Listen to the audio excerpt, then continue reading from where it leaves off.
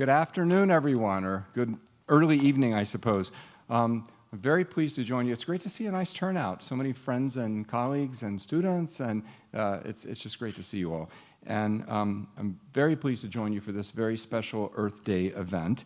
Tonight, we're going to celebrate the importance of innovation and collaboration across disciplines, which I'll talk a little bit more about the importance of interdisciplinarity with respect to climate solutions, climate change, and finding solutions for climate change, mitigation for climate change.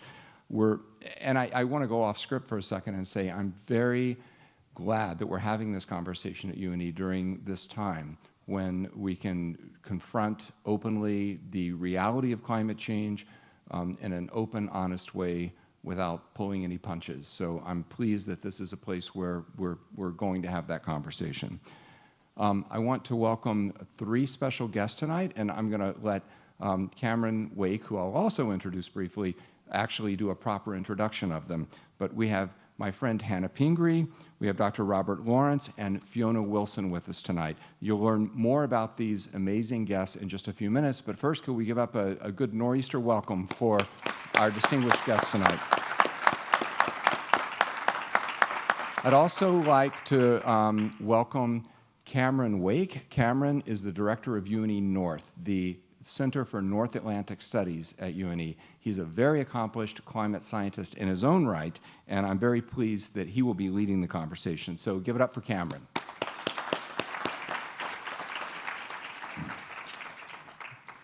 So, and I would like to thank the offices within UNE that participated together to bring about this event. So first of all, UNE North, which I just mentioned, also our College of Professional Studies, and I know I saw the dean somewhere. There she is, there's Beth. So our terrific College of Professional Studies, our Office of Sustainability, see if I can say it, and our School of Marine and Environmental Programs. And I know we have several faculty from SMEP here tonight as well. So thank you all very much for your work together to put this on. UNE's commitments to sustainability, to climate education across disciplines, and to supporting the health of our planet are at the very heart of our mission. You've seen our tagline, Innovation for a Healthier Planet, which sort of says it right there. But our mission refers to fostering the health of individuals, communities, and our world. That's right, taken directly from our mission statement. And those three things, those three levels of analysis are interconnected. You can't have one without the other. You can't have healthy individuals without healthy communities and a healthy planet. If the planet's on fire, being ravaged by floods, you're not going to have healthy individuals. So we must address the health of our planet, the health of our communities, and the health of individuals in an interconnected way. Doing so requires, of course, the hard sciences, the natural sciences, and engineering, no question. But it also, if we're going to effectively address climate change, it requires the social sciences, the humanities, and the arts. It really does, everybody has a role to play in addressing climate change. And it's going to be most effective when we do that, not as individual discrete disciplines who all kind of come together, but in a truly interdisciplinary way, working across those disciplinary boundaries to find the best ways forward. So I'm very pleased that at UNE, that's something that we pride ourselves on, is that sense of interdisciplinarity. We actually have people working across boundaries here better than at any other place I've ever been at, and it's something that I'm very proud of. So this is a very important conversation, and I really do thank you all to your commitment that you've shown just by being here tonight to this important work. And with that, I want to hand it over to the one and only Cameron Wake. Thank you. Thank you, President Herbert, and welcome everybody to one of UNE's many Earth Month events on climate change. And as I think you all know, tonight we're talking about shaping our climate future, innovation in climate education. Before I introduce our distinguished guests, I'd like to provide some context for our dialogue by starting off with something completely and utterly obvious. Science does not care what you believe. Another way to say this comes from a quote made popular by former New York Senator Daniel Patrick Moynihan. People are entitled to their own opinion, but not to their own facts. In the context of our discussion on climate change, the scientific evidence is crystal clear. While the Earth's climate systems has always changed, human activities, primarily the burning of fossil fuels in our industrial agricultural system, are now the primary driver of our changing climate. And once we understand that, the following is true. The future climate is literally in our hands. The decisions we've made over the past decade and the decisions we make in the next decade are going to determine the climate that our children, our grandchildren, and our great-grandchildren inherit. And while the scientific evidence for anthropogenic climate change has been clear for decades, our broader society has recently become aware of the impacts of a world warmed by greenhouse gases that are driving more catastrophic heat waves and wildfires and extreme precipitation events and riverine flooding and sea level rise and coastal flooding and accelerating species extinction and ecosystem degradation. Maine certainly got the wake-up call from a big storm in December 2023 that devastated parts of western Maine, followed by 2 coastal storms in January 2024 that caused extensive damage and disruption up and down Maine's coast. In response, we need to act to address the myriad of challenges posed by climate change. We need to act both in terms of reducing carbon emissions and by adapting to the change that's already baked into the system. We need to act now, and we need to act for decades. I also feel strongly, and I think this is a place where President Herbert actually likes my perspective on climate change quite a bit, is that anthropogenic climate change is really the innovation opportunity of the 21st century if we choose to actually address it. And that brings us to the focus of our conversation today, right? Innovation in climate education. If we are going to accelerate the pace at which we transition to a low-carbon, climate-resilient society, we are going to need many more educated and experienced professionals from every discipline and every sector. One approach that the University of New England has taken is to develop a new Master of Science in Climate Change Leadership. And we approach this from a very different perspective. We've made it a fully and truly interdisciplinary degree that lies at the intersection of sustainable business and public health and marine and environmental science. And we've designed it so that it's available to take with recent graduate students, with people who are looking to transition their career to adopt a leadership role in whatever institution they're working in, and for lifelong learners. We've added an entire component, thanks Ed, on career readiness to the program so that our students are going to be able to take this degree and go back into the real world and really make a difference on climate change. A little bit of a marketing pitch. Class is open in the fall of 2025. It's occupied a lot of the last year, and I'm really excited about this truly interdisciplinary degree that's really going to make a difference. And we're really going to be integrating leadership skills through the entire aspect of it. All right, so with that, what I've tried to do tonight is assemble a distinguished panel to share their perspectives on the question of innovation in climate education. Each of our panelists represents a different sector. Each holds different perspectives and lenses on what has worked and what is innovative in climate education. So I'll start off by introducing Hannah Pingree, sitting in the middle.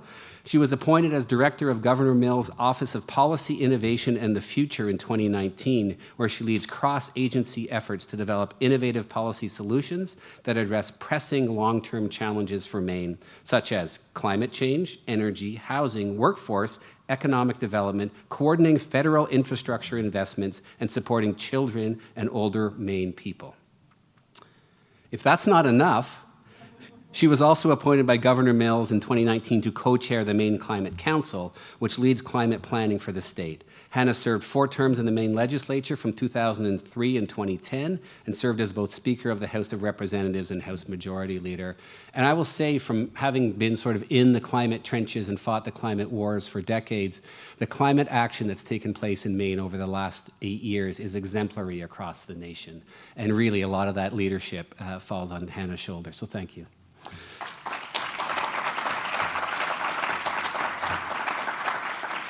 Dr. Fiona Wilson on the far left, my colleague from the University of New Hampshire, is the Chief Sustainability Officer at UNH and also its Executive Director of UNH's Sustainability Institute. Fiona was previously a founder of UNH's Changemaker Collaborative, which offers sustainability-related high-impact programs steeped in real-world experiential learning with a mission to inspire, train, and support the next generation of leaders. I think they might have stolen that from us, James. She was also a member of UNH's Paul College faculty for 8 years. Earlier than that, Fiona spent almost a decade at Simmons College School of Management and 15 years in the business world. Fiona is also on the board of Revision Energy and a member of the board of trustees at the nonprofit Friends of Casco Bay. And I emphasize that to say while she works at UNH, she actually lives and plays quite a bit in Maine. Welcome, Fiona.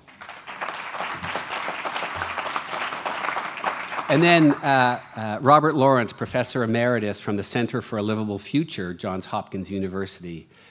Dr. Lawrence is a graduate of Harvard College and Harvard Medical School. Back in 1974, we had to reach back. He's been active for a long time. He was appointed as the first director of the Division of Primary Care at Harvard Medical School. From 1991 to 1995, he was director of the health sciences at the Rockefeller Foundation, and Dr. Lawrence has participated in human rights investigations on behalf of a number of organizations in Chile, Czechoslovakia, Egypt, El Salvador, Guatemala, Kosovo, the Philippines, and South Africa. In 1996, Dr. Lawrence founded the Center for a Livable Future at the Bloomberg School of Public Health at Hopkins. The center is an interdisciplinary group of faculty and staff that focuses attention on equity, health, and the Earth's resources. Research, education, and advocacy examine the relationship among diet, food production systems, the environment, and human health. He's retired from Hopkins. He's still emeritus there, and he teaches, but he also lives in Rockport. And I think his granddaughter, who is attending UNE and graduating this year, is in the audience with us tonight. So there's a great connection there. So really, welcome. So round of applause. So really, welcome all three of you. I really am looking forward to our conversation. In terms of how we're going to run this, I've asked each of the panelists to provide some opening comments on innovation in climate education. They're going to share their perspectives. I'm going to ask them a couple of questions. And then we have two mic runners, Alethea Caridi and Bethany Woodworth, are going to have microphones, and I really want to focus on having the students ask the questions first, and then we'll break into the broader audience. So without further ado, Hannah, perhaps you'd like to kick us off. Knew he was going to make me go first. Well, thank you, Cameron, and it's an honor to be on this panel with two folks who do so much in this field. I will just say I am not an expert in climate education, but I will say over the course of the last 6.5 years, I have certainly become more of an expert in climate action. And I think what I have learned is that the work that we are trying to do in the state of Maine requires leadership, it requires committed citizens, and it requires many, many more people being in this fight. So I think this is an exciting day. Congratulations on launching this program. I think it will make a world of difference, and certainly the state of Maine needs lots more committed leaders. So just big picture, Cameron talked about the work that we are doing broadly at the state level.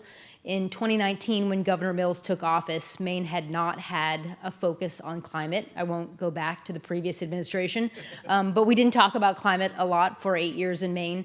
And she ran on fighting climate change, that this is real, that we needed to take significant action. And her first year in office, I started running this office, and we said, how are we going to put together a plan to really start to move the needle on all of the things we need to do globally to be reducing our emissions, to be part of the solution, to fight climate change, and also to prepare our state for the climate impacts we knew were coming. In 2019, we passed a law that requires Maine to reduce our emissions at least 45% by 2030 and 80% by 2050. That's sort of what the U.S. has committed to globally. We wanted Maine to be a leader, but I will just say these are big numbers, and they are not goals, they are requirements in law. So we said we don't want just a bunch of nerds in state government sitting in a room figuring out how to make this plan. We need this plan to be about Maine people, about strategies that will benefit our economy, that we can implement in a way that improves people's lives, and we need a lot of people to be involved in this process. So we passed this law.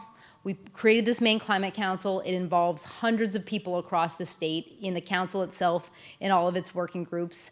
And we came up with all of these strategies for the first climate action plan in 2020. There are all the things that you know about climate. How do we reduce our emissions in our energy systems and our buildings and transportation? How do we think about communities and what they need to do to prepare, especially to be more resilient? And then how do we engage Maine people? How do we make sure that we have students, workforce, citizens involved in all the kinds of solutions that we're going to need to really fight what is going to be a very long-term battle? So we put together the first state climate action plan in 2020. It was the middle of the pandemic. We involved lots of people in that process, and the state law requires us to put together a new climate action plan every 4 years. So after we did it in 2020, we didn't just sort of say, wait, great, we created this plan. It was called Maine Won't Wait. Let's let it sit on a shelf. We really spent the next 4 years thinking about how do we make Maine a leader? How do we come up with the funding we need to enact this plan? How do we motivate people across the state? How do we engage students? And I will say, I won't go through all the boring details of the plan, but Maine is now a national leader in many areas in taking action on climate. In implementing clean energy, we lead the nation in heat pump deployment. Heat pumps are an awesome, innovative solution that save people money heating their homes. They also provide cooling in the summer, which unfortunately we need more and more. And they can run on clean energy that we make here in the state of Maine. And in a whole variety of ways we have led. Cameron talked about the storms. We saw tremendous storms over the course of the last couple of years, but they're not new. They're the things that scientists told us were coming. They have had tremendous impact on the Maine economy, both inland Maine, but also certainly in our fisheries and our working waterfront communities. So we now understand that climate is really here and we need to take action. So the state just put out a new climate action plan this past fall, sort of Maine Won't Wait 2.0. And we did the same thing. Luckily, we were not in a pandemic, but we looked across the state. How are we doing? Where do we need to do better? And we had all of the scientists, all of the business leaders, all of the people who needed to take action in the room. We came up with the strategies, and then we went out to talk to Maine people. Are these the right strategies? Will this work? We traveled the state as we were finishing the climate action plan, doing forums all over the state of Maine, and we held one in September in Biddeford. And I will say that panel, that forum that we did about the climate solutions that we proposed in the state of Maine was attended by more young people, mostly UNE students, than any other forum that we had had in the state of Maine. It was certainly a testament to this school and the education you're doing. We had people who were studying marine science, people who had all kinds of hard questions for us, and they wanted us to take action and do more. So I will just say, again, I am not an expert on climate education, but I know all of the things that the state of Maine is trying to do require committed citizens. They require health, education, marine science leaders who understand the challenges we're facing. It requires policy leaders who can help us figure out how to make a difference. It requires educators who can continue to train the next generation of people who will solve the kinds of challenges that we are facing. So I'm excited for this panel. I will just also point out that Glenn Cummings, who is a longtime education leader in the state of Maine, is the director of Green Schools for the state of Maine. He is trying to help us help every K-12 school be much, much greener. So I do a lot of this work with him, and we just both attended a big forum that we held in Orono just a week ago, where we had 250 high school students who were thinking about how can they take action in their own schools. So climate education is spreading. It's really important. I know that young people, more than anybody else, know how important this issue is. They are demanding that people like me take action. We hear you, and we need your help, but we in the state of Maine are trying to do everything we can. So with that, I will pass it back to Cameron. Thank you so much, Hannah. I have so many questions for you that I'm going to hold for a little bit later. Fiona, over to you to talk a little bit about sort of your perspective from UNH and really this perspective of sustainability that we both worked on for so long there. Yeah, that's great. Well, it's a perfect segue from, I think, what you were just saying, Hannah. So I'm delighted to be here. As Cameron said, I live in the Mid-Coast, Maine, although I work down at UNH. So it's really nice to be in my home state doing an event for once. I wanted to share just a few statistics with you. And I know there's some students in the audience, so hopefully this will resonate with you. In a 2024 study of young Americans, 85% of you said that you're very worried about climate change. 43% of you said that your climate concerns are impacting your mental health, and nearly 40% said it negatively affects your daily lives.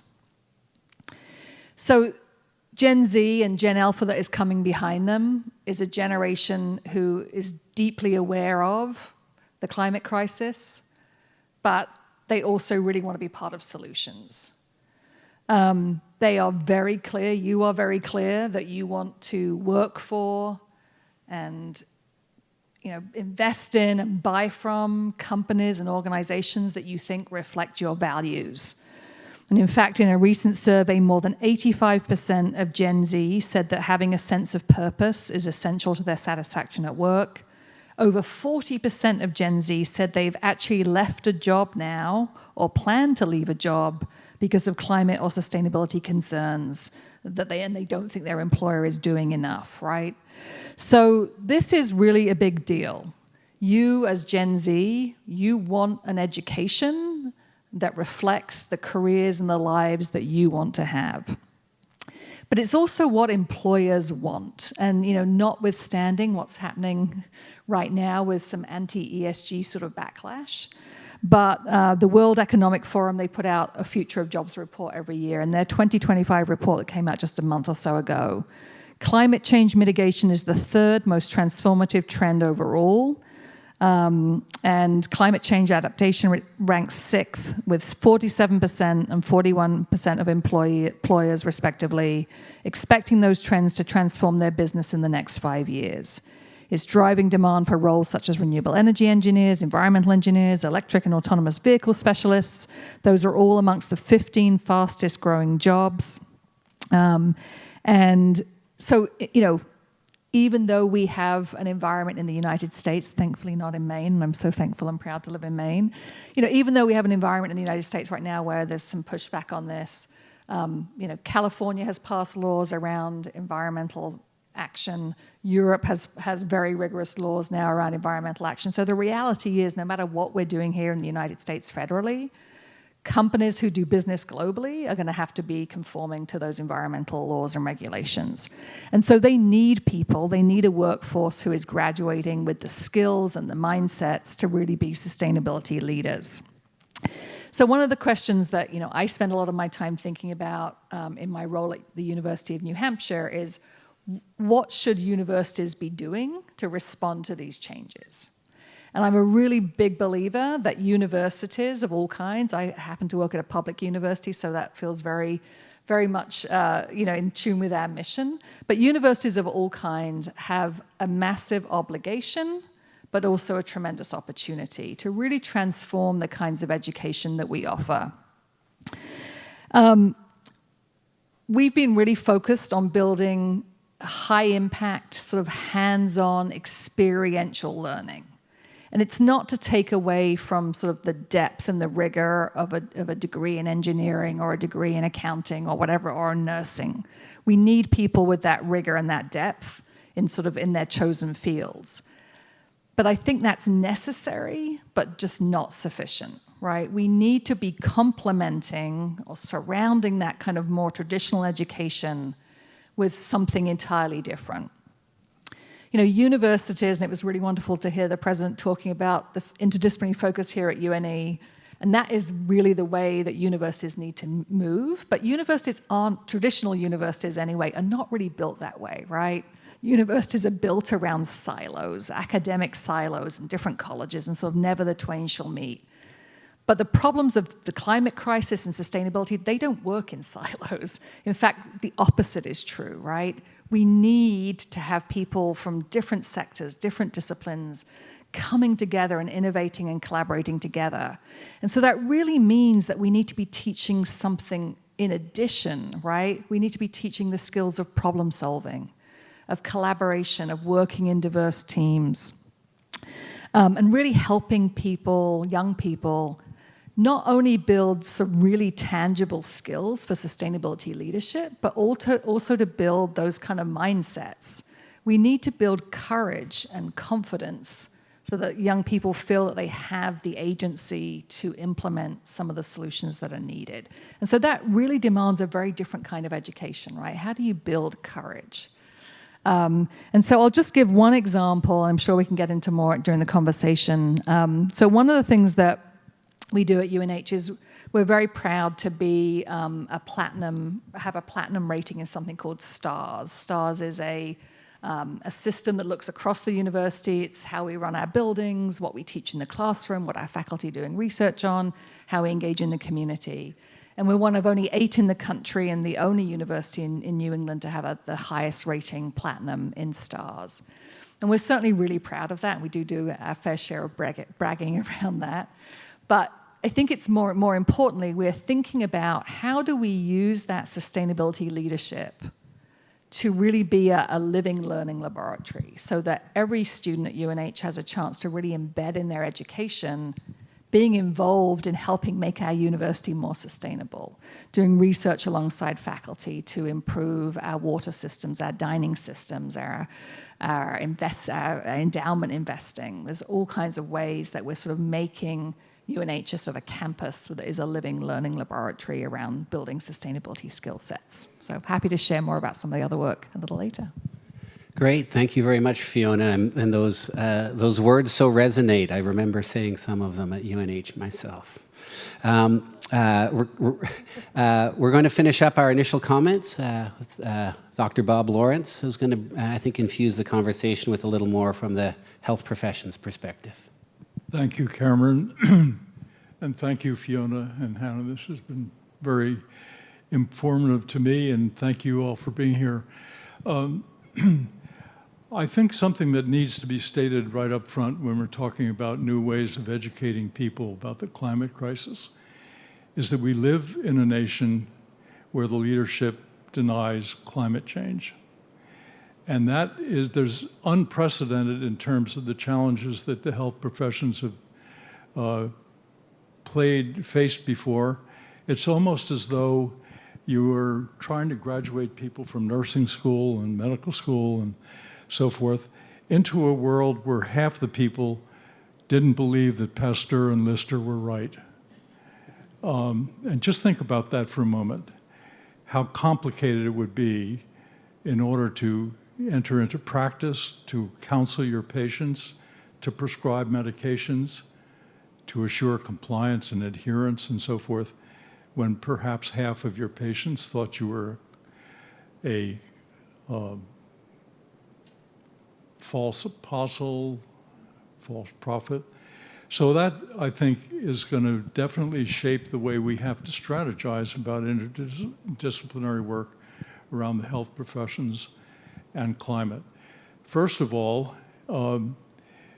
it's become abundantly clear that the complexity of the impact of climate change on human health is far greater than we thought even a few years ago. For example, one of the things that has emerged as a consequence of climate change is increasing cardiovascular and pulmonary disease.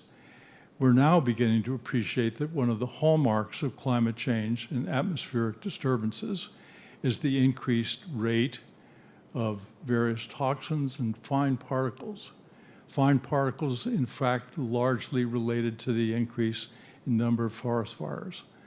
So here we are, facing a patient with respiratory disease, trying to do the right thing for that person, at the same time trying to seize the opportunity to educate about the etiology of his or her problem, and hopefully to nibble away and erode this false faith in everything's fine, there's no climate crisis. Similarly, to cardiovascular disease, there's increasing evidence that some of the contaminants in the environment directly related to climate change are also injurious to myocardium and to endothelial cells in the cardiovascular system. Heat islands, we're beginning to see an alarming increase in the number of dangerous heat days and the number of times that there are these heat waves, especially for the vulnerable in our society, the elderly, small children. And if you're not going to be aware of that and practice anywhere in an urban area, but even increasingly, as Heather said, we have to worry about heat coming to Maine as well. So what do? You try to identify early, you develop community resources for mitigation. And then, of course, we have this enormously complicated problem of providing cooling centers for people, which are driven by the very air conditioning currently relying still in most other states on fossil fuels rather than on heat pumps. Trauma, physical trauma, and risks from climate change with regard to severe weather events. Drownings, victims of tornadoes. It seems as though half of the trauma in the United States now can be attributed to these large catastrophic events. And we are ill prepared as a medical profession, as a nursing profession, dental profession, all of the health sciences have need for information, informed information about how it should be prepared to help our communities cope with these things. Then there's the mental health and problems of coping with this. You mentioned the young people and how concerned they are. We're beginning to see time and again that people are, in fact, deeply impacted for their mental health by concerns about either the future for their own lives, especially among the young people, but the reality of the present. So I don't know whether there's been a systematic assessment of the mental health impact of the storms of last winter. But I know, living in Rockport, that it's something that people are constantly referring to. They are really worried. They're worried about the safety of their community. They're worried about losing the marine park, which is sort of the center of town activity and of tourism. And this weighs on people. And then the issue of infectious diseases. With the increase in vector-borne disease, we've all seen the change in the last 10 or 15 years of the tick population in Maine. There are areas of the world now where the malaria vectors, the Anopheles mosquitoes, are breeding and transmitting malaria in unprecedented amounts. There are a whole series of newly emerging vector diseases, newly identified, that are going to be coming to our shores as part of climate change. Increased infections from both waterborne and foodborne sources related to either the contamination of waters by storm events that overflow large open swine lagoons, as I witnessed in North Carolina, or just overwhelming sewer systems. The people of far western North Carolina during Hurricane Helene's aftermath could not find sources of water for weeks, months even, because the water treatment plants had been destroyed and all that was available was the runoff that had contaminants from both human and animal waste. So this is I've sort of laid on you a heavy dose of not mood-elevating facts, but it is to say there's one way of approaching the education that Hannah talked about with regard to the development of a workforce that's capable of solving all of these many different problems. and that is to adopt more case method teaching. Now, the case method teaching started in a formal way about 100 years ago with the case, the John Cabot cases. He was a physician at Harvard Medical School who realized that with the dramatic advances in technology and science that was beginning to show itself in the early 20th century, that the traditional method of rote learning of large amounts of facts and then having the individual try to put that together personally was not working very well. You introduced the case method and thought that it would revolutionize the training of health sciences. But he had not anticipated the resistance and the conservatism of most of the health sciences people at leadership roles at that time. But it was picked up by the Harvard Business School. And the Harvard Business School case method of teaching became the standard for many, many schools of business in the United States and around the world. And then belatedly, probably about 20 years ago, the medical profession at least, I'm not sure whether this is true of nursing and dentistry and social work and so forth, but the medical profession recognized that there were enormous numbers of advances in medical knowledge, too much for any individual person to absorb and to use as working knowledge.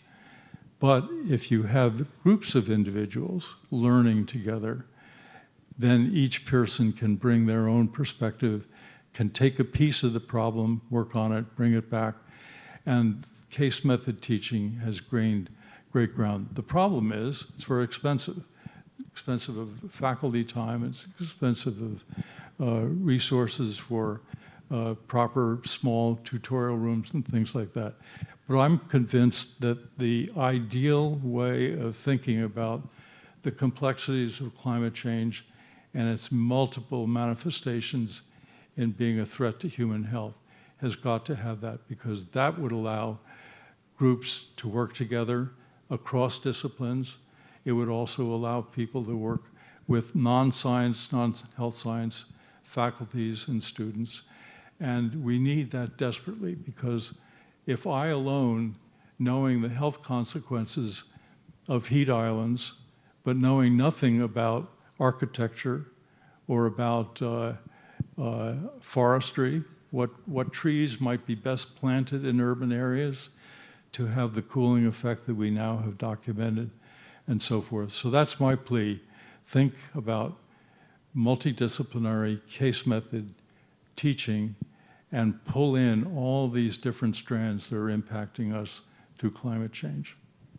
Great. Thank you so much, Bob. Thanks for all your comments. Your last comment sort of really strikes me, because as we were developing this plan for our climate change leadership master's degree, there was a group of us that really, I would say, lobbied pretty hard for the case study approach. I'm looking at my colleagues, and they're going to nod their head. And it turned out that it was a real challenge for us, because Cameron wrote the sea level rise case study, and our public health professional wrote the Lyme tick case study, and then our sustainable business person wrote the sort of the plastics case study. But what we realized along the way was, because we were all in it together, that actually we forced each other to comment on each other's case studies. So I didn't tell him to say that, right? But I think that I think the case study approach is really one valuable approach from the business world, from the health world, that we should be applying across lots of other disciplines. So that kind of leads to my question: is what other sort of techniques or approaches can we take in education to really encourage that interdisciplinary critical thinking?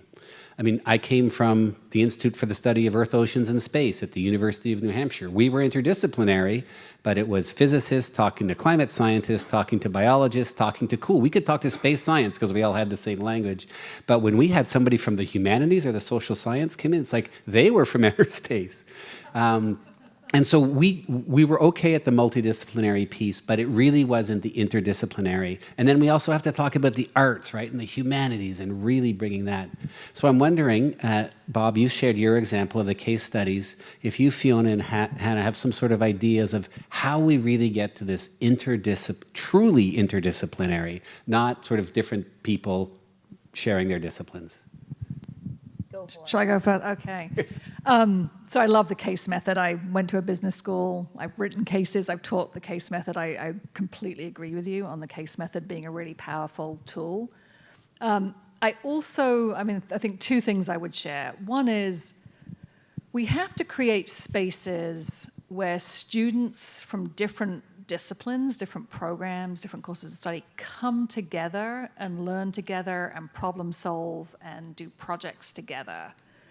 Those are really rare in higher education, particularly in North America, and we have to fight to create and keep those spaces where students get to be literally working side by side with students from very different backgrounds, very different perspectives. So one of the ways that we're doing that at UNH is that we have a dual major in sustainability. So students have to have a primary major. They have to be engineers. They have to be marketing people. They have to be nurses. They have to be whatever, right? But then they are able to elect to have a dual major in sustainability.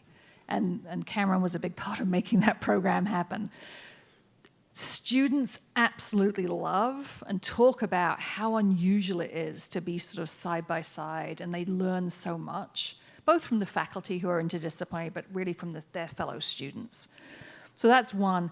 The second thing is, I think we really need to think about how do we get students out of the classroom, out of the context that they know, out of their comfort zone, right?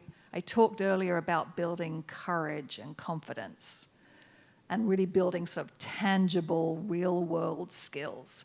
You can't do that in the classroom, right? You have to do it by going out, working side by side with a local business or a small town or a city that's trying to make sustainable change and sort of being in that real-world struggle and learning by doing.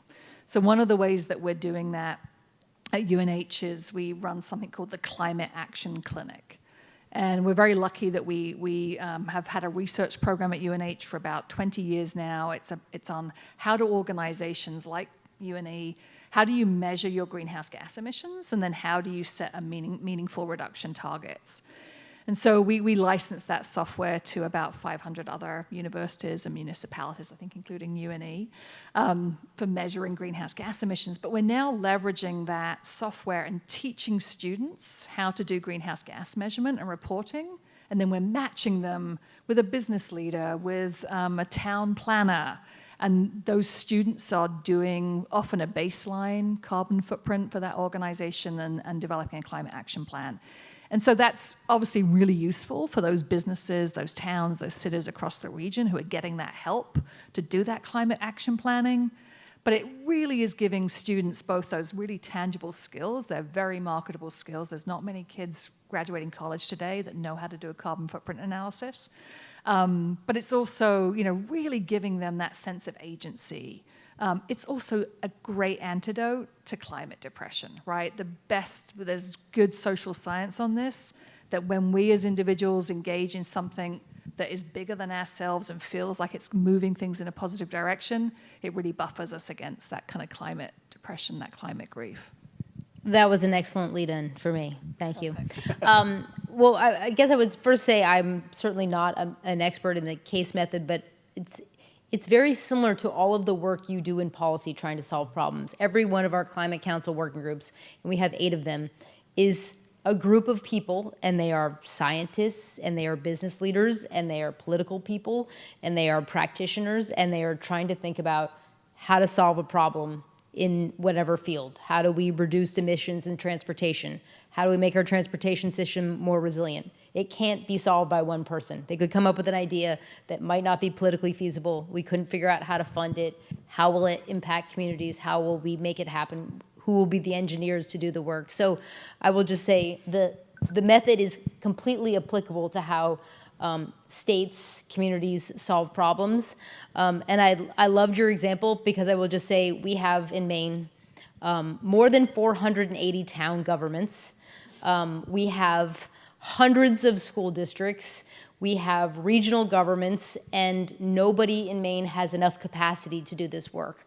Our state climate action plan requires lots of institutions, communities, businesses to take action, and everyone is busy and they don't have time to sort it out, especially our small communities, especially our small schools. Probably any school would love the kind of help that might be offered. So I will just say, if there's a state in which people can get involved in a hands-on way, actually making a difference, it is Maine.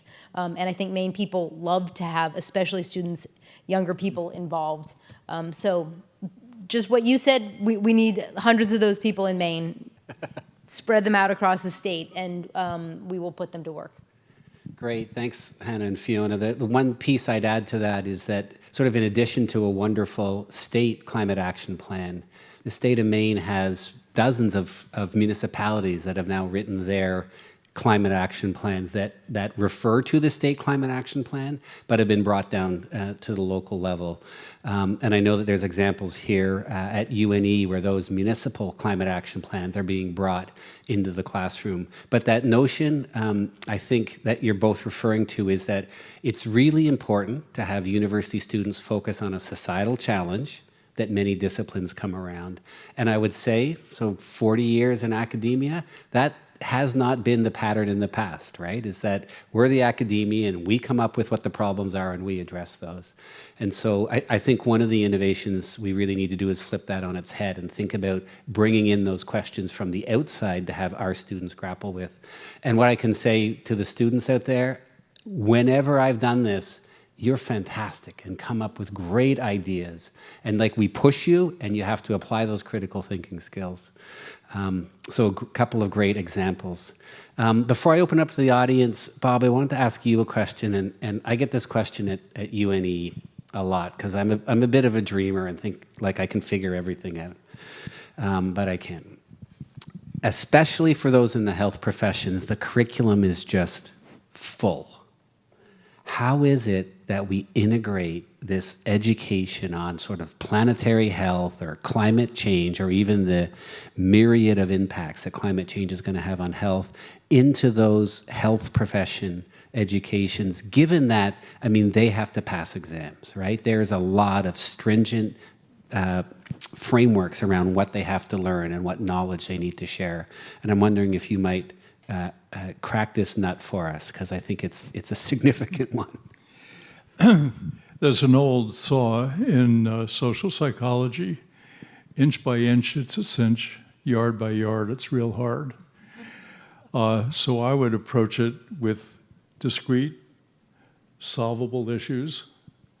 I can't believe that I neglected to talk about food insecurity and the impact of climate change on the food system, since that's where I lived for the last 20 years. But so one way that we've thought about introducing behavior change and curiosity about the problem is to start off with some simple observations, like, you feel helpless.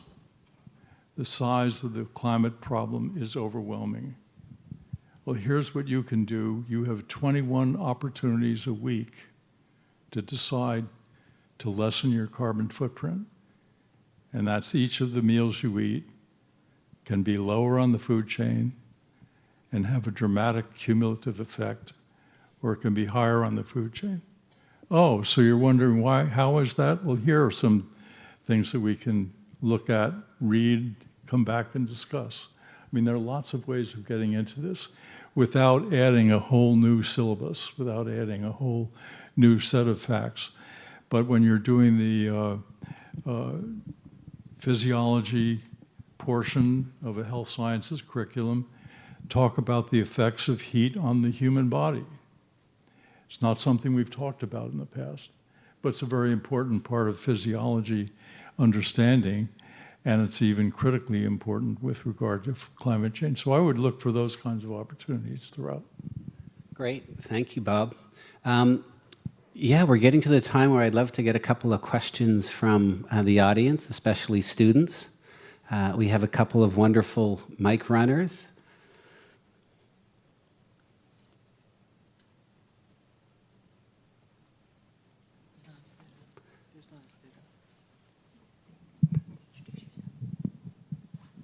Hi, my name is Anna Bass, and I'm in the School of Biological Sciences.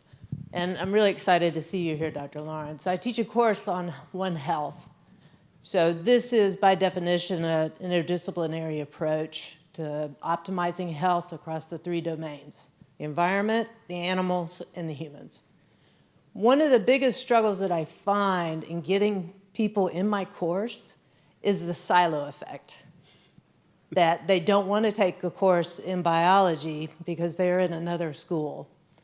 Just recently, I've been able to increase that, so I have public health students. I have one environmental science student, but primarily it's medical biology majors. So my question is, how do I get those people to come? Besides just keep saying over and again. I've been teaching this course since 2016, and yet it's like we don't do this here. I think the the way to intrigue students about the connections of biology and animal husbandry is to take some of the examples that we're now beginning to appreciate more and more. I mentioned earlier today when a group of us were talking about the fact that there's a new promising mitigation about the methane that is regularly burped by cattle. And with the fermentation that goes on in the first stomach of cattle, CO2 and H2 are produced, and then there's an enzyme that combines those two and produces methane, which the cow then belches out. And that part of cow physiology contributes estimated 39% of the carbon footprint of raising cattle in the United States and around the world. And by adding seaweed, I've forgotten the name of it, but it's been actually was on NPR the other night even. It has a molecule that inactivates the necessary enzyme to combine CO2 and H2. So you get 1.5% of the total animal feed composed of this seaweed, which is easily produced, and you have a dramatic improvement, up to 80% reduction in. If you brought a case like that before your biology students and said, so if you were tasked with the need to develop a production facility for the right kind of seaweed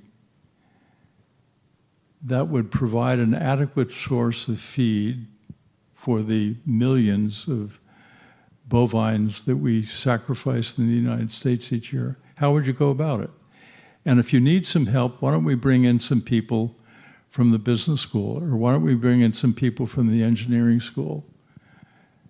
And then that would be the enticement and the excitement of working together on something that you cannot do in a single disciplinary way.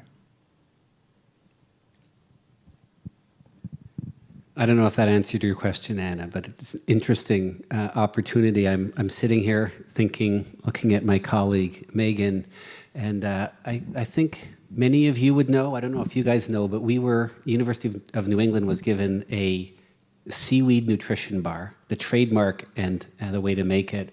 And I'm just sitting here thinking, so we grow our own seaweed. Mm-hmm. We can probably grow that seaweed.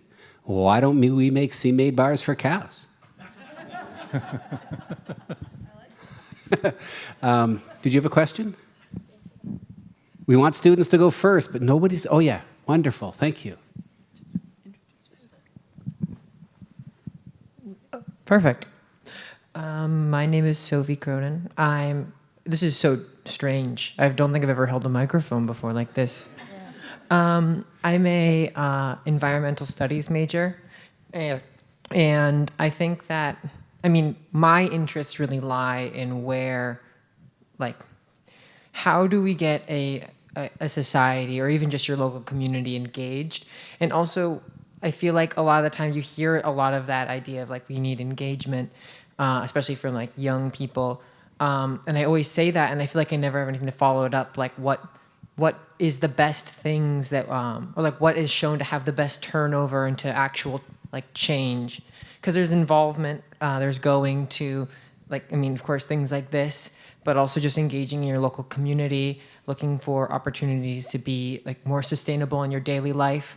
But when it comes to like organization work or in finding a way to take a lot of that engagement and in a lot of ways that kind of environmental like fear or that desire to find a way to relieve that or feel like you're contributing, and I never feel like I know how to direct someone into perhaps engaging deeper with those topics beyond just what they eat. And I feel like a lot of the time they feel like I'm just rehearsing the same 3 things that you get told. Like I remember even starting in like middle school in my education. So I'm just wondering like what may be those next steps, especially for college age students or like I have like cousins and such that are later in high school that want to get involved in these things, and they might not be a environmental student like I am, but I want to just be able to direct them to like, here's how you take steps towards something if you want to like build a part of your life towards that or engage with the community in a really meaningful way. Yeah. Thanks, Sophie. I'll give it a try. I mean, it's a great question, and it's a really important question, so thank you. And I think you've thought about it a lot. I mean, I will say, I do believe that politics and government and leadership, and it's not just, leadership at the elected level, is sort of key to solving a lot of these challenges, and it can be done almost in any context. I will also say, I mean, you basically hit this nail on the head. The greatest challenge we have is in communications. And I'm a Democrat, and there's a lot of talk about communications right now on issues that, like climate, that we care about. How do we convince people? How do you really talk to people about where they are and convince them to make a change? Because I think there are young people like, tell me exactly what to do. And we can create more and more lists of like, get your parents to install a heat pump. Consider how you transport yourself. Think about your future career and the really thousands of opportunities that could be in this area.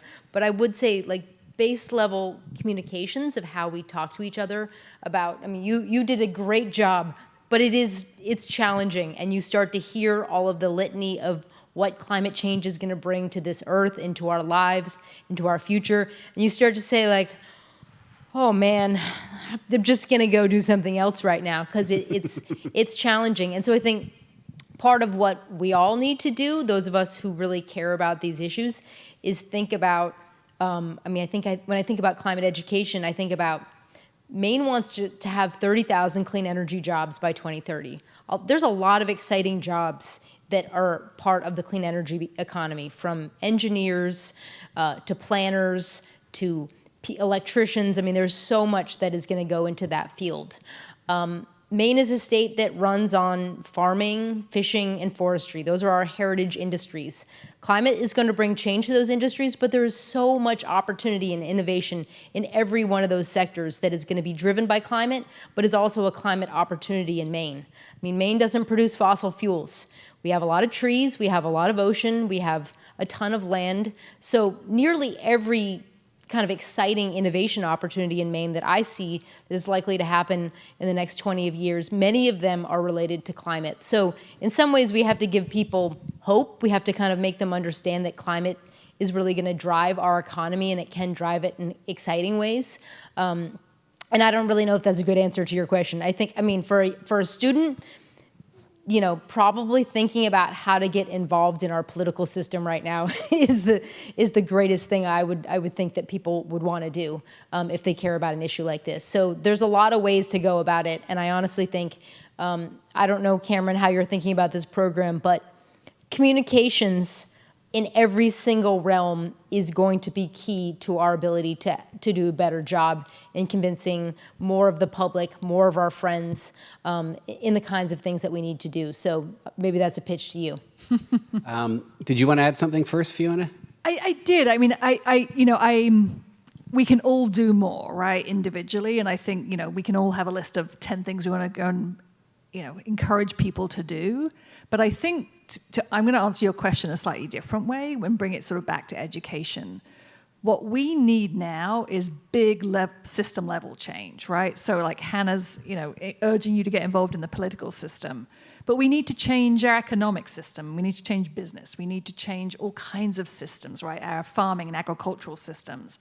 And so I always encourage students to seek out degrees and programs that will help you think about how that system change is going to happen, right? How are we going to fundamentally transform our business economy so that is full of companies like Patagonia and less like companies like, I won't give a bad example, but we need companies like Revision Energy that I'm on the board of trustees of, like Patagonia, who believe that you can be in business and make a viable profit, but to do so in a way that really contributes to people and planet, right?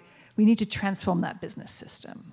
We need to transform our political system. So, be involved in your education, in helping you learn how you can be involved in that system change. I just want to build a little bit on that. I don't think it's the one or two things that you do, but it's the perspective on where you live, work, play, and pray. And that it's just like thinking about your health. It's not that one meal, right? It's the 21 meals. And so how is it that in every one of those facets of your life, you can be asking the question and getting involved? And it can be a little bit, probably a little bit now and a lot later.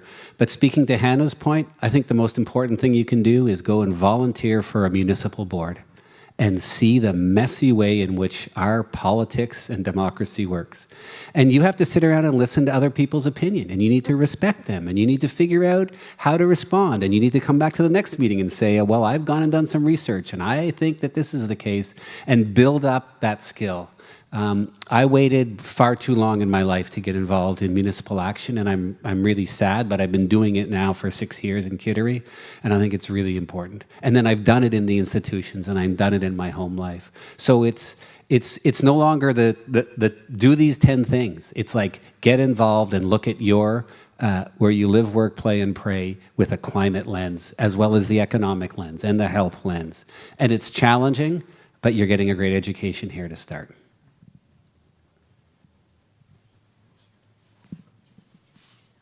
Thanks for the question, Sophie. Hi, my name is Jack. I'm an environmental student. The question I had is, how can climate education be used to reach people of different wealth classes when they're not too concerned about being more sustainable and just like supporting themselves and their families? Oh, that's a great question. I think I will just say it's an excellent question and the one that we think a lot about. I think that in many ways, climate solutions go back to the communication. We're not going to go sell climate solutions to every person in Maine, and they have to be realistic to people's lives. As part of this process, during this climate planning process for the state of Maine, we try to do a lot more outreach to groups who we wouldn't normally talk to. Whether that was loggers in Aroostook County or people who are on the LIHEAP, home heating assistance program, thinking about, okay, how can we help you install a heat pump? How do we think about transportation in a rural area where there is no transportation? So a lot of climate solutions improve people's lives. Weatherizing your home saves you money. Installing clean energy on your school will save taxpayers money.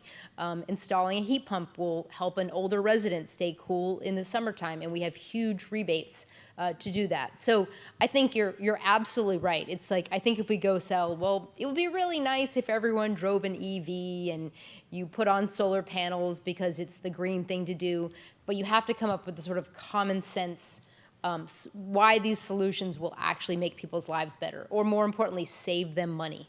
And we also understand a lot of people can't afford some of these solutions. So we've been very focused on how do we make sure that they reach those people who are low income. So how do we make sure our heat pump rebates, if you're on LIHEAP, and you don't have enough money to buy heating fuel, you can actually get a heat pump in the state of Maine with literally no other money. You don't have to pay anything. At least some people can if they're income eligible. So you're absolutely right, and I think that's why this work does involve a lot of people working at the local level. It's not just, let's do a campaign about solar or heat pumps because they are good for the planet. Some people are motivated by that, but a lot of people are just trying to figure out how to make ends meet. So you're absolutely right, and I think every part of our climate plan, we try to think about that. So creating good paying jobs in rural Maine, if it's through sustainable forestry and new forest products, that's a climate solution that's good for the rural Maine economy. So, coming up with those ideas, coming up with ways to do that in every part of our work is not easy. And that's actually why we need lots more people involved in this and thinking about it in a smart way. So great question. Yeah, I mean, what you're talking about is really environmental justice, right? And how do we can't solve the climate crisis unless we think about, as you said, those who will be most negatively impacted by the climate crisis are already those who have the least. And so we have to put, even though it's, perhaps less popular right now, we have to keep putting people who are marginalized, right, at the center of climate solutions. And we also have to transform our systems. We have to make products, those sort of green products, we have to make them more affordable and more available for everybody. They shouldn't just be, for the elite and for the wealthy, right? We need to be putting those kinds of products throughout our entire economy. We need to be pushing, the business sector to be making those changes. I want to take a stab. I heard the question a little differently. Like, how do we get wealthy people to care more? That too. And I think there's really two ways. I think what Bob shared about sort of the public health lens, if you were around in 2023, right, in the Eastern Seaboard, there were many days when your child could not go outside and play because the air quality was so bad because of wildfires in Canada, right? I'm willing to bet a third to a half of the audience has had some exposure to Lyme tick disease. Those things, it's pretty hard to buy your way out of those things. So I think a public health lens, and especially your children's health, is one way. The other is we have to fund the revolution, the clean energy revolution. And if you look right now, right, investments in renewable energy, investments in even really cost-effective, affordable housing are better than investments in, what does the president want? Coal. Like, who wants to invest in coal? And so I think there's opportunities to, again, sort of on the communications front, to engage the wealthy in what is the future that you want for your children. And you can invest in that future. And you investing in that future is not only going to make you a really handsome return, it's going to actually make the world a better place for your children. Cameron, I think you've just added a couple of new big ornaments on the Christmas tree we're building. Thinking of Christmas already, Bob? Political science and advocacy is, Heather, Hannah, as you've spoken about communication, I think there are several schools of public health now that have advocacy centers, teaching the skills of advocacy. How do you break a problem down into manageable sections, and how do you develop the skills of pushing the truth about that, the science behind it, to skeptical recipients? So we'll add those two things to the curriculum you're building. Cool. Can you get on that? I'm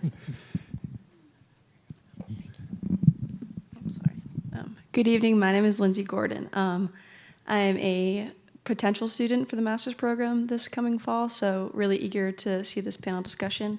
My question's very long, so bear with me, but it's just more for what we've been talking about with communication currently, looking more into the business and company level. How do you suspect companies will shift their climate messaging or messaging in general given the current administration? And do you suspect any green hushing among industries? as far as messaging or communication in light of recent administration? And do you think green hushing is the right move for these companies throughout multiple different sectors and industries? I've noticed, and I know it's still very early, that a lot of companies haven't put out their annual sustainability reports, and usually it's out by now, and I can't help but wonder if that's on purpose. And I know that this is something that my company is currently looking into, and I'm hoping that the master's program, give or take a few years, will help me provide those solutions or answers. And I just wanted to know what your thoughts were about that, especially with just e-communication. Do you want me to Perhaps take that one? send it down to our To the business school professor. I'm trying to remember all of your questions, but I think so. Yes, it's already happening. The green hushing is already happening. No, is that what companies should be doing? In my opinion, absolutely not. Right, but it is happening. I think we're going to see a really interesting showing of the colors. Businesses over the last 5 to 10 years, right, have increasingly kind of doubled down on both their sustainability message, their climate action message, their DEI message, and we're going to see now who really meant it, right? And there are some notable exceptions who are continuing to double down on that commitment. And I think those are the companies that are going to be the winners long term, right? Because you're a generation, you want to work for and buy from and invest in companies that align with your values.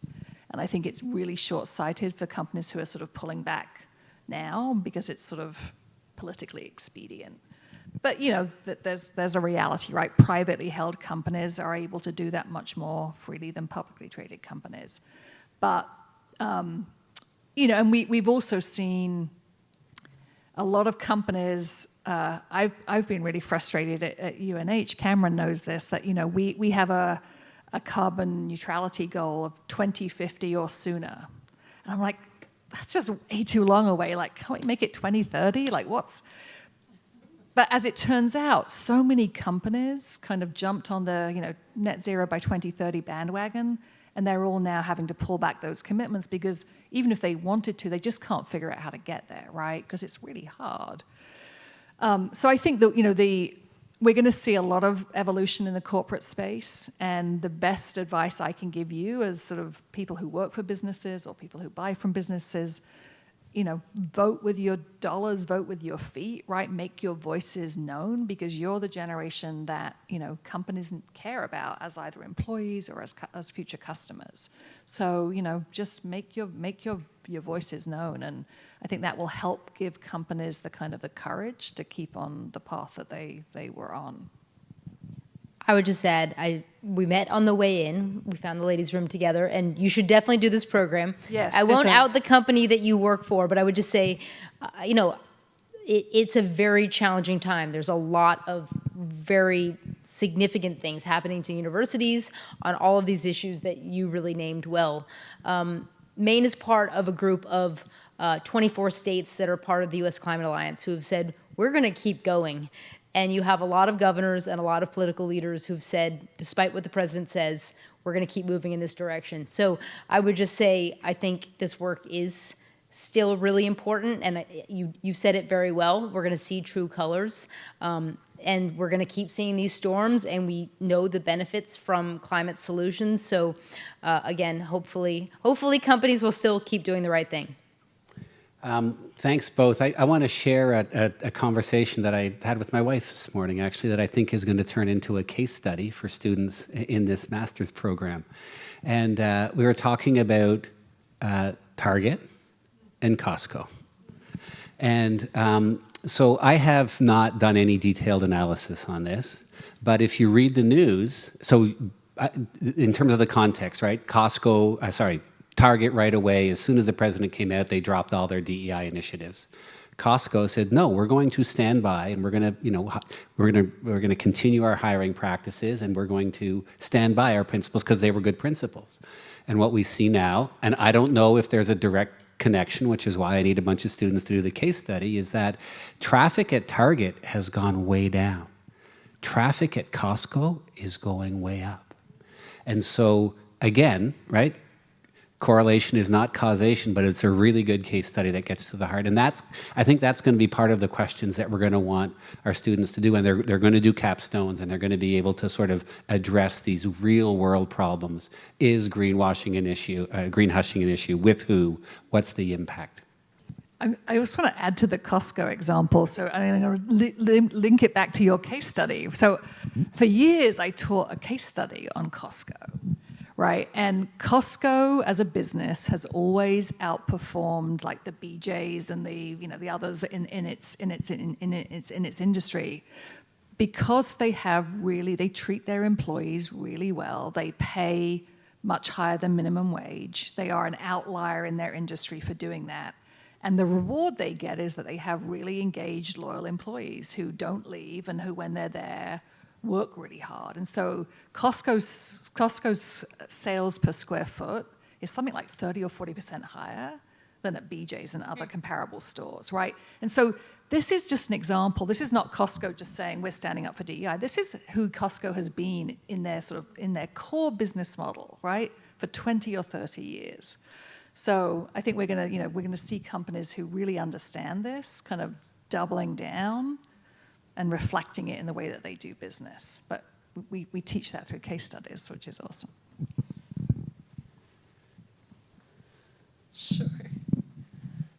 Hi, I'm Vi. I'm a first-year student majoring in sustainability and business. I found a lot of what you guys have been talking about regarding economics and environmental justice aspects of sustainability really interesting, but I had a question specifically for the kind of political aspect of this, in that I understand as an individual that a good way to get, your policymakers more representative of your concerns and interests is by being involved in like local elections and midterms.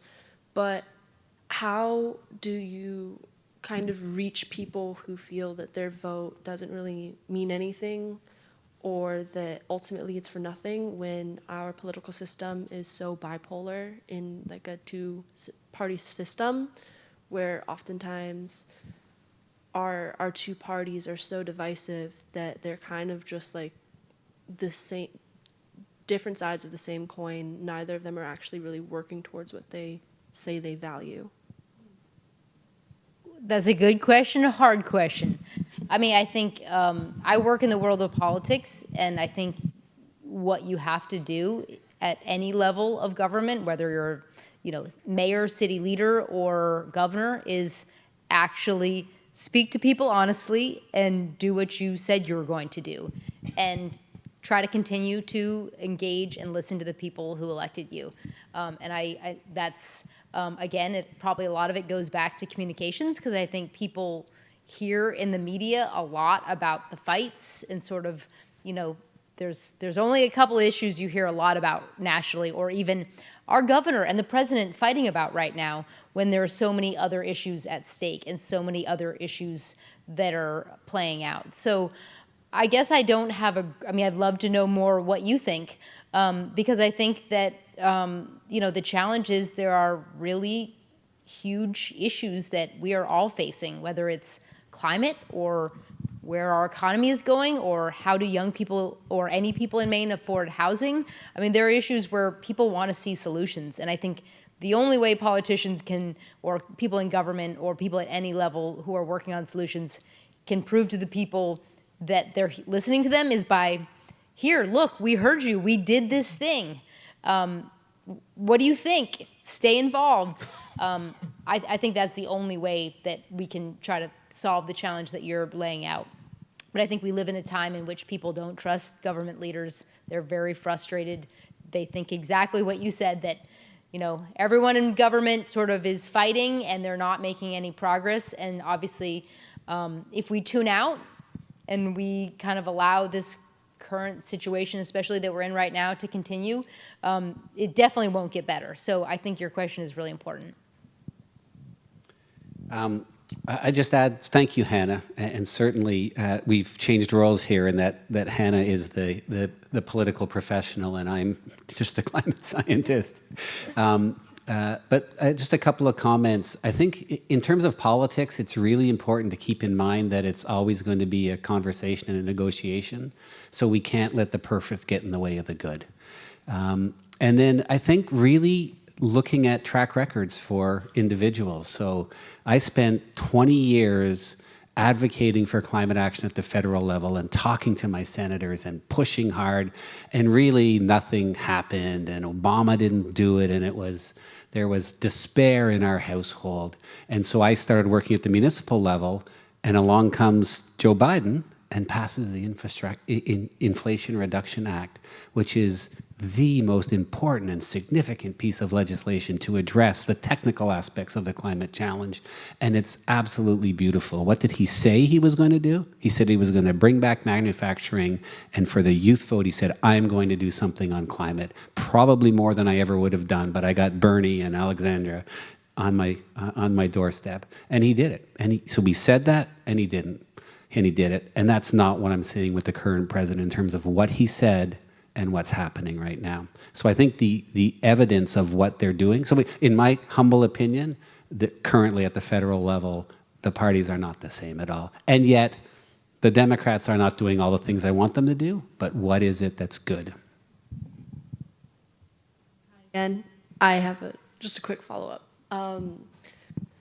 So I this is probably very ambitious and unrealistic, but what do you think about trying to reform the political structure and making it more varied, and so that it's not just two parties, so that there can be more nuance within Democrats or Republicans?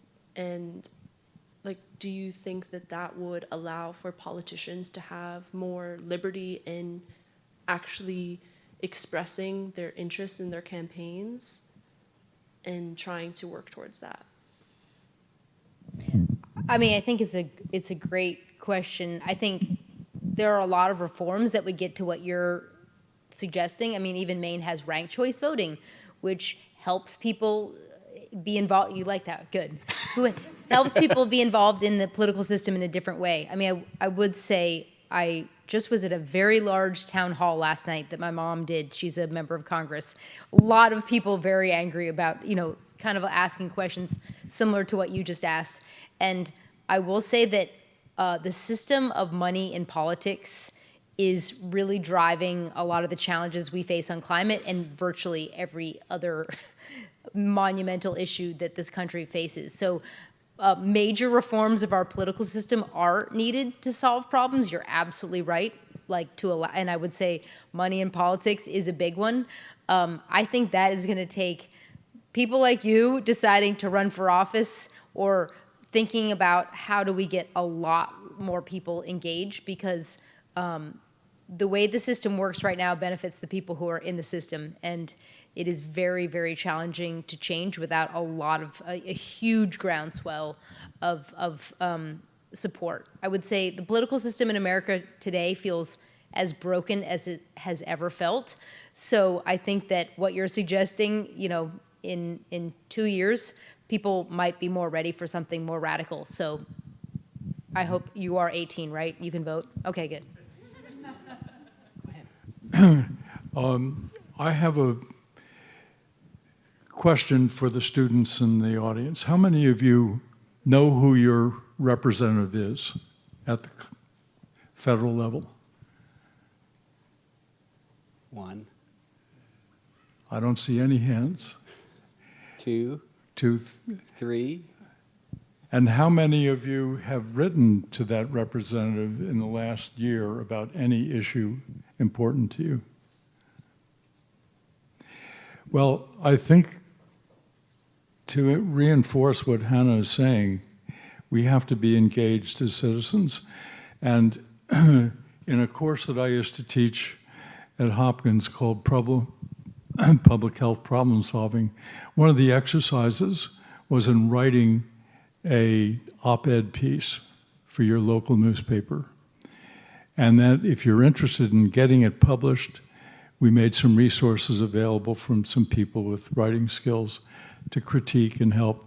And several of those over the years would be published each year. And the impact was really quite interesting because for the first time, you used the word agency earlier, Fiona, some of the students began to say, oh, I really felt good. Even if it didn't get published, it felt good to speak my mind in a carefully thought out, documented, factual statement about an important public health issue. So that stimulated me to start asking that question of all of our master's and doctoral students in the course. How many of you know who your representative is, and how many of you have written to them? And I got the same response we're getting today. So don't feel badly. But it is a way of getting people to feel as though there's a difference can be made by direct advocacy. And given that all of you are learning facts and are dealing in a fact-based world, you have something to contribute to the opinion section of your local newspaper, to your elected representatives. And so I would just encourage you to take those steps and express some of the concerns that you're feeling right now. Thank you, Bob. I would like to come back to a question you had before, Hannah mentioned about sort of communications as part of our new Master of Science in Climate Change Leadership. And one of the things we've done is moved away from sort of students writing papers and reports so for different aspects of the class to have them, well, this week you're going to write a letter to the editor and you're going to try and get it published. And this week you're going to write a letter to Governor Mills and explain based on your critical analysis how she's not meeting the goals of the climate action plan that she's laid out. Excellent. And then you're going to do a PowerPoint pitch to a business about promoting a more sustainable aspect. And so that communications piece is something that has been sort of, we've thought deeply about, and that it's a central skill set that I don't think we've been providing with our students. Sort of, we're very good as academics of writing reports and putting them on shelves that nobody reads. And so we definitely want to change that. So I think we're at time. I don't see any more questions out there. I'd like a big nor'easter round of applause for our panelists.